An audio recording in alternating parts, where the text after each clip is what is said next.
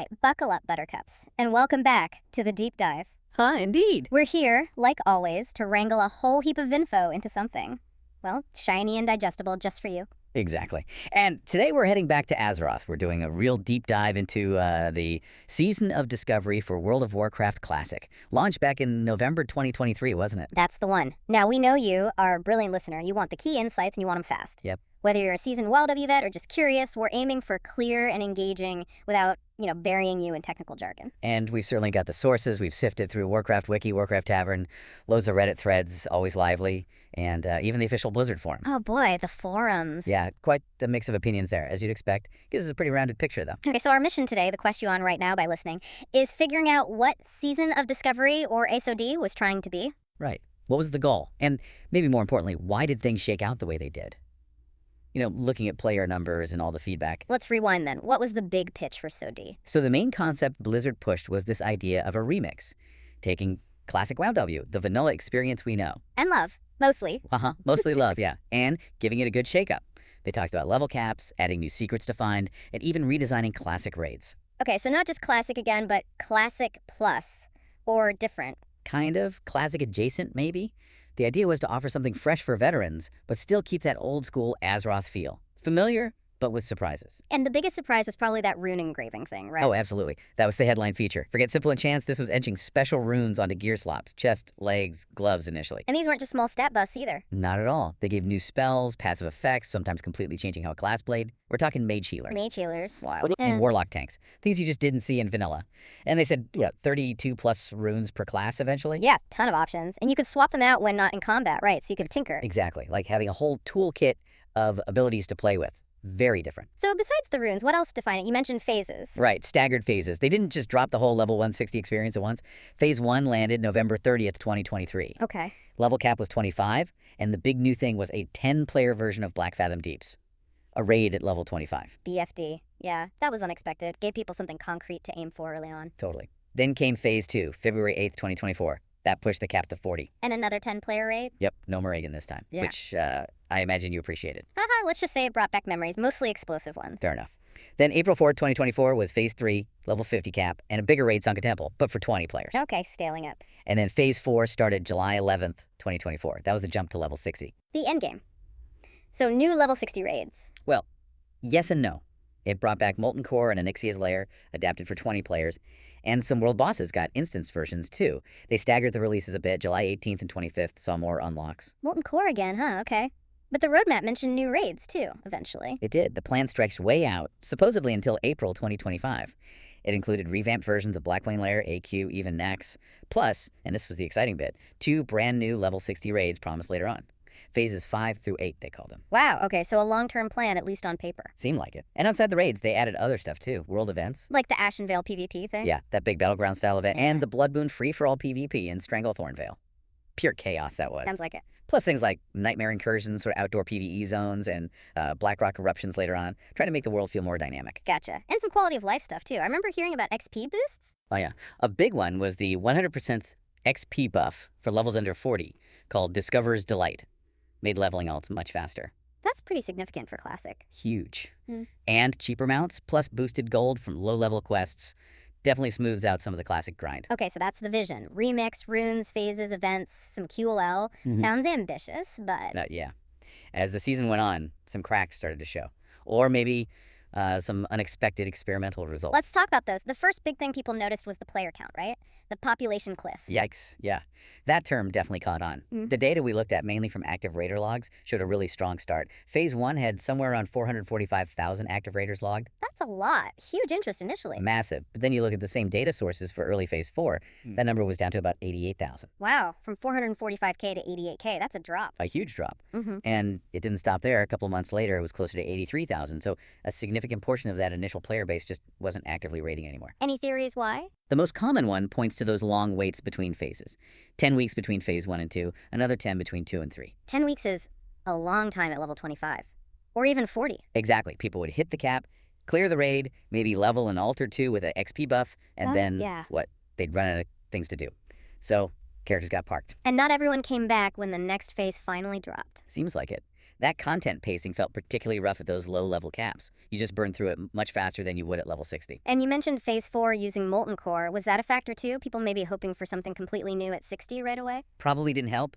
Recycling existing content, even revamped, might have felt a bit anticlimactic after the long wait for the level 60 cap. Yeah. It's different from, say, Diablo seasons where the level cap is way higher and those bracket jumps don't feel quite so final, maybe. Right. Okay, pacing was an issue. What about the runes, the core feature? Ah, the runes.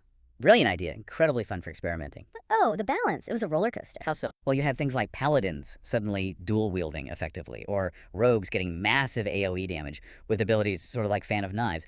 It created these really powerful, sometimes overpowered builds. Which sounds fun, but I guess Blizzard had to step in. Constantly. We saw weekly hotfixes, sometimes daily ones trying to tune things.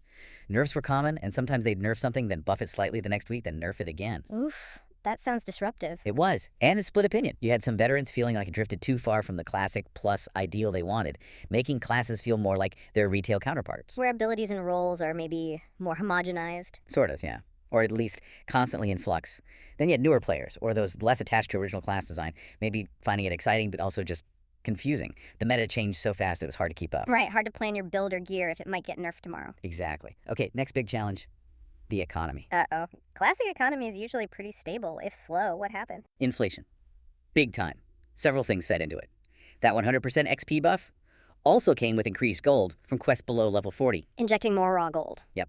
And then there was a specific bug early in Phase 3 with the Nightmare Incursions event. For a short time, it was apparently possible to farm an insane amount of gold per hour. Like exploit levels of gold? Pretty much. Thousands and thousands per hour for some. It pumped a huge amount of gold into the system very quickly before they fix it. Okay, so way more gold floating around. What did that do? Prices for everything went up. Mhm. Consumables for raiding, crafting materials, those desirable runes, they all spiked. Making it harder for casual players. Disproportionately so, yeah. Mm. If you weren't participating in high-end gold farming or other methods. Like RNT, real money trading.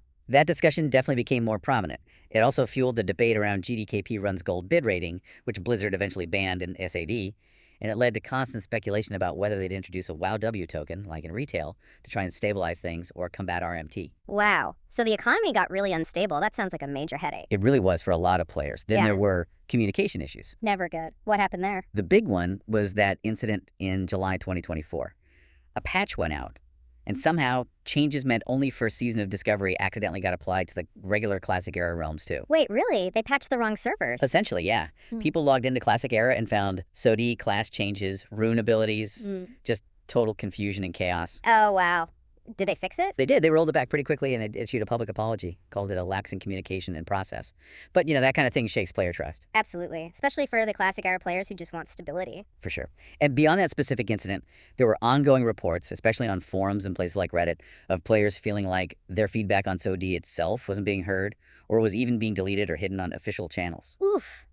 Whether true or not, that perception is damaging. Hugely.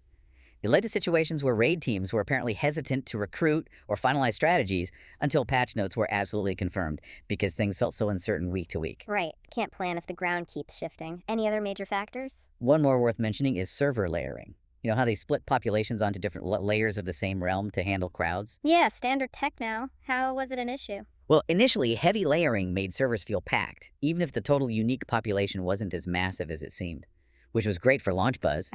But as the population naturally declined between phases, those layers sometimes made realms feel emptier than they actually were. You might be on a layer with fewer people, making the world seem deserted. Okay, so it exaggerated the feeling of decline later on. Possibly, yeah. And all this was happening while Classic Era and Hardcore Classic maintained their own separate communities. So instead of maybe uniting the Classic player base, SOG might have ended up fragmenting it further. Interesting point. Okay, so lots of challenges stacking up. Where did that leave things, say, by early 2025? Well, like we said, the active raider population was under 90,000 by May 2025, based on those logs. Yeah. That's around 20% of the launch peak. And still trending down, albeit slower. 20%. Ouch. Yeah, and forum discussions. Less about the game itself, more dominated by speculation about that WoW token. People seemed resigned to massive inflation, and were just investigating how Blizzard might try to control it. So the economy woes really lingered. Big time. There was a bit of a bump in interest when Phase 8 finally launched with that promised new raid, the Scarlet Enclave. Oh, the new content. Did that help? Briefly, yeah, people were curious. But the general pattern reported by many guilds seemed to be raid logging. Meaning? Core players show up for the scheduled raid nights, clear the content, and then log off. The realms feel pretty quiet the rest of the week. Not a lot of spontaneous world activity or dungeon running. All right. Sustained engagement wasn't really there. Seems that way. Hmm. So if we try to summarize why it perhaps fell short of its initial promise. What are the key takeaways? Well, first, there's maybe a fundamental clash between that slow, grindy, vanilla leveling experience and a fast-paced seasonal model. Doing that 125, then 25-40 grind felt okay once, but knowing you had to do it again relatively soon maybe lost its appeal, especially when content at the cap felt thin after a few weeks. The repetition factor. Yeah. Second, that experimental class design with runes was cool, but balancing it without the tools and maybe the philosophy of retail's constant iteration proved really difficult. Every hotfix felt disruptive rather than iterative. Lack finesse, maybe. Could be. Third, the economy just wasn't tuned for the new gold sources. The inflation hit fast and hard, impacting player experience significantly. Yeah. Like, mounts got cheaper, but essential stuff like Dark Moon cards became astronomically expensive. The balance was off. Way off. And finally, there was ambiguity about the long-term plan. Was SOD a testbed, a permanent fixture, a bridge to Classic plus some more? That lack of a clear roadmap probably made players hesitant to invest too deeply. Uncertainty breeds caution. Exactly. So when you look at SOD's legacy, What's the verdict? I mean, there were genuinely brilliant ideas in there. The rune system had amazing potential, 10-man vanilla raids, great concept. Yeah, some really cool stuff. But ultimately, the slow content cadence, especially early on, the economic instability and the communication fumbles, they really seemed to undercut the excitement and community building he was trying to generate. So, a cool experiment, but maybe flawed in execution. That seems to be the consensus. Unless they drastically change the formula for future seasons, faster phases, tighter economic controls, way clearer communication and vision, it might just be remembered as an interesting footnote rather than a true revitalization. Okay, so wrapping up this deep dive. Season of Discovery. Lots of promise, cool concepts like runes and mini-raids, but ran into significant problems with pacing, the economy going haywire, and some key communication stumbles. Leading to that pretty sharp drop-off in players sticking around long-term. Right. So for you, our listener, hopefully that gives you the quick, thorough download you were looking for on the whole SOD saga. We hope so. It was quite a journey to track. Now here's a final little nugget for you to chew on. Thinking about SOD, the good and the bad, and how the community reacted. What fundamental lessons are there for anyone trying to remix or revitalize a beloved classic game? Ooh, good question. How do you balance freshness with nostalgia? How do you manage player expectations when you're experimenting like that? Something to ponder. Definitely worth pondering. Maybe check out what the classic community is saying now, see how the discussion's evolved. Good idea. All right, that's us for this deep dive. Until next time, keep those thinking caps on. See ya.